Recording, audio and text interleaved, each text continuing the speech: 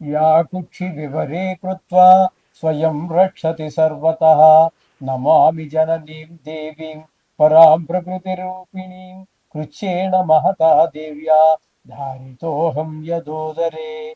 तत्प्रसादात् जगदृष्टं मातुर्नित्यं नमोऽस्तु ते।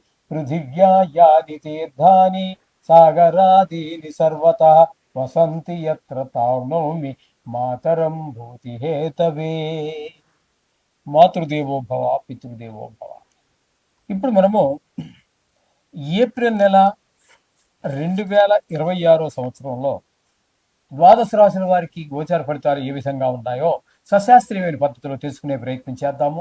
ఇందులో నా కల్పనలు కానీ అబోధ కల్పనలు కానీ ఏమీ ఉండవండి. శాస్త్రం ఎంతవరకు చెప్పిందో అంతవరకు చెప్పడం జరుగుతుంది. ఇంకో ముఖ్యమైన విషయం ఏమిటంటే ఇది గోచార ఫలితాలు మాత్రమే.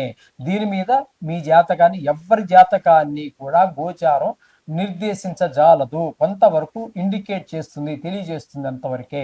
అది ఎంతవరకు అంటే 10 నుంచి 15% మాత్రమే. అది నిష్ణాతులైన వారు చెబితే. మిగతాదంతా కూడా మన వ్యక్తిగత జాతకము. ఎవరి వ్యక్తిగత జాతకం, ఏ డేట్లో పుట్టారు, ఏ టైంలో పుట్టారు, ఏ ఊరిలో పుట్టారు అనేటటువంటి దాని మీద ఆధారపడి ఉంటుంది. అది 100కి 75%. ఇది ఒక 15 వేసుకోండి. 75, 80, 90. ఇంకా 100కి 100 కావాలంటే బ్రహ్మదేవుడు తప్పితే మరి ఎవ్వరు కూడా దాన్ని కరెక్ట్గా చెప్పలేరు. కాబట్టి దీని గురించి ఊరికే కంగారు పడిపోక్కర్లేదు. 4 గ్రహాలు ఎక్కువగా ఉన్నాయని సంతోషపడవలసిన పని లేదు. అందుచేత ఇంకోటి ఏంటంటే, నేను ఇందులో మిమ్మల్ని భయపెట్టడానికి భయపెట్టేసి ఏదో చేసేయాలి, జపాలు పెట్టేయాలి అని అటువంటి ఏవో ఆలోచనలు కానీ దుష్టాలోచనలు కానీ లేదు. భయ మిమ్మల్ని సంతోష పెట్టడం కోసం, మిమ్మల్ని ఇంప్రెస్ చేయడం కోసం, మీకేదో ఒక లేడీ వచ్చేస్తుంది, 10 కోట్లు వచ్చేస్తాయి ఈ సంవత్సరంలో, నాది గ్యారంటీ, రాసి పెట్టుకో, ఇలాంటి మాటలు ఎక్కడా శాస్త్రంలో ఏ శాస్త్రకారుడు చెప్పలేదు. నేను చెప్పను. మీరు అది చెప్పేవారు చెప్తారు. వారికి ఎక్కడో ఏదో ఆధారం ఉండి ఉండొచ్చు అని అనుకుంటాను. అయితే మా దగ్గర అయితే అది లేదు. నాకు తెలిసినంత వరకు లేదు ఎక్కడా కూడా. ఒకవేళ ఉందేమో తెలియదు పూర్తిగా. 100కి 100 పూర్తిగా 199% నాకు తెలిసినంత వరకు ఎక్కడా ఏ విధమైనటువంటి ఈ గ్యారంటీలు రాసి పెట్టుకోవడాలు ఏమీ లేవు. అంచేత శాస్త్రం ఎంతవరకు జరిగిందో అంతవరకు చెప్పడం జరుగుతుంది. సింహరాశి వారికి ఏప్రిల్ నెల 2026 సంవత్సరంలో గోచార ఫలితాలు ఏ విధంగా ఉన్నాయో సశాస్త్రమైన పద్ధతిలో మనం తెలుసుకునే ప్రయత్నం చేద్దాము. ఇక్కడ జన్మంలో కేతువు ఉండటం అనేటటువంటిది అంత శుభ ఫలితములను ఇవ్వజాలదు. ఎక్కువగా చెడు పనుల వైపు, చెడు ప్రవర్తన వైపు ఎక్కువ ఆకర్షితం చేస్తూ ఉంటుంది. ఇంతకు ముందు ఏ మాత్రమైనా ఉన్నట్టయితే అలవాట్లు, ఆ వాసనలు ఏమైనా ఉన్నట్టయితే మళ్ళీ వాటిలో పునఃప్రవేశం చేయడం జరుగుతూ ఉంటుంది. అంచేత ఈ కేతుతో కొంచెం జాగ్రత్తగా ఉండవలసినటువంటి విషయం. ఇకపోతే 7వ స్థానంలో రాహువు, బుధుడు, కుజుడు ఒక 2 రోజుల పాటు, బుధుడేమో 9 రోజుల పాటు ఉన్నారు. ఇక్కడ ఒక్కొక్క గ్రహం గురించి చెప్పుకుందాం. రాహు నెలంతా ఉన్నాడు. ఇక్కడ 7వ స్థానంలో రాహు ఉండటం వల్ల భార్యాభర్తల మధ్యన ఒక మాట పట్టింపులు వచ్చే అవకాశం ఉంటుంది. వాళ్ళిద్దరికి ఎడమొహం పెడమొహంగా ఉండే అవకాశం. బుధుడు 7వ స్థానంలో ఉండటం వల్ల కొంత ఆ పరిస్థితిని చక్కదిద్దే ప్రయత్నంలో భార్యాభర్తల మధ్యన అనుకూలత ఉండే అవకాశంగా ఆయన ప్రయత్నం చేస్తూ ఉంటాడు. అక్కడే 7వ స్థానంలోనే కుజుడు 2 రోజుల పాటు ఉన్నారు. ఆయన కూడా కొంచెం భార్యాభర్తల మధ్యన కొంచెం ఇబ్బందికరమైనటువంటి పరిస్థితిని సృష్టిస్తాడు.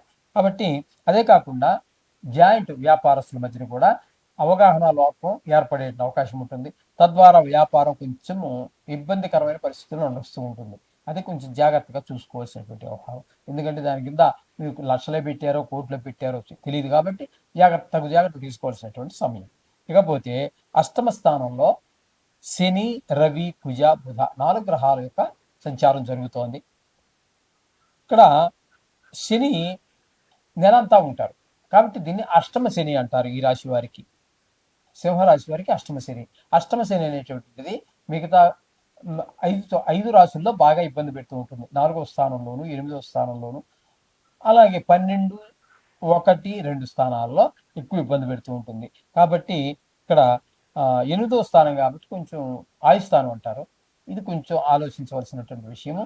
చాలా జాగ్రత్త తీసుకోవాలి. యాక్సిడెంట్స్ అవి అవ్వకుండా ఆరోగ్యపరమైన జాగ్రత్తలన్నీ కూడా తీసుకోవాల్సినటువంటి సమయం 8వ స్థానంలో శని ఉండటం అనేది. అలాగే రవి 14వ తారీఖు వరకు అక్కడ ఉంటారు.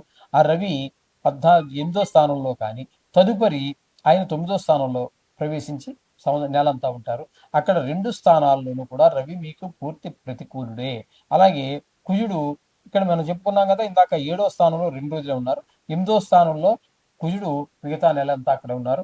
ఆయన కూడా ప్రతికూలమైనటువంటి ఫలితాలు ఎక్కువగా 4 గ్రహాల యొక్క ఒక్క బుధుడు అనుకూలంగా ఉన్నాడు కానీ, అంటే ఒక 21 రోజులు 22 రోజుల పాటు మిగతా 3 గ్రహాలు శని, రవి, కుజ 3 కూడా తీవ్ర స్వభావం కలిగినటువంటి గ్రహాలు 8వ స్థానంలో ఉండటం ద్వారా చాలా జాగ్రత్తగా ఆరోగ్య విషయంలో మనం వాహనం నడిపేటప్పుడు కారుగా 2 వీలర్ కావచ్చు, లేదా 4 వీలర్ కావచ్చు, తగు జాగ్రత్త తీసుకోవాల్సినటువంటి అవసరం ఎంతైనా ఉన్నది. ఇకపోతే 9వ స్థానంలో రవి ఒక 15 రోజులు ఉన్నాడు. 9వ స్థానంలో శుక్రుడు ఒక 19 రోజులు ఉంటాడు. కాబట్టి ఇక్కడ శుక్రుడు 19వ తారీఖు వరకు ఉన్నది మీకు అనుకూలమైన ఫలితమే ఇస్తూ ఉంటుంది. ఇకపోతే రవి 9వ స్థానంలో ఉండటం పితృకారకుడు, ఆయన పితృస్థానంలోనే ఉంటున్నాడు కాబట్టి కొంచెం తండ్రి గారి యొక్క ఆరోగ్య విషయంలో తగు జాగ్రత్త తీసుకోవాలి.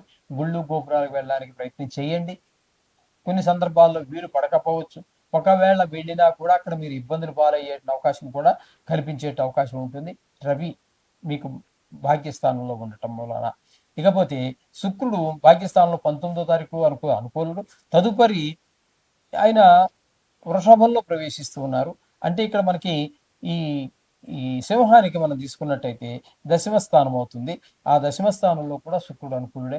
వృత్తిపరంగా అభివృద్ధి కనిపిస్తుంది. 9వ స్థానంలో ఉన్నప్పుడు మీకు భాగ్యస్థానం కాబట్టి అది పితృస్థానము కాబట్టి అది కూడా ఆధ్యాత్మిక వైపు ఎక్కువగా మనకి అనుకూలంగా ఉంటాడు.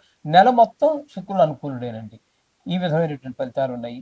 అలాగే ఇక్కడ మీరు తీసుకోవాల్సింది ఏంటంటే ఏకాదశ స్థానంలో గురువు యొక్క సంచారం, అది కూడా చాలా అద్భుతమైనటువంటి ఫలితాలు ఇస్తూ ఉంటుంది. ఏకాదశి స్థానంలో ఉండటం వల్ల అంత ధనానికి ఏమాత్రం లోటు లేకుండా. మొత్తంగా మనం చెప్పుకోవాలి అన్నట్టయితే ఈ సింహరాశి వారికి ఏమండి, ఈ సింహరాశి వారికి బుధుడు ఒక 8 రోజుల 9 రోజుల పాటు అనుకూలమైనటువంటి ఫలితాలు ఇస్తాడు. అలాగే ఇక శుక్రుడు పూర్తి అనుకూలుడు, గురువు అనుకూలుడు కాబట్టి 2 గ్రహాల పూర్తి అనుకూలత ఉన్నది.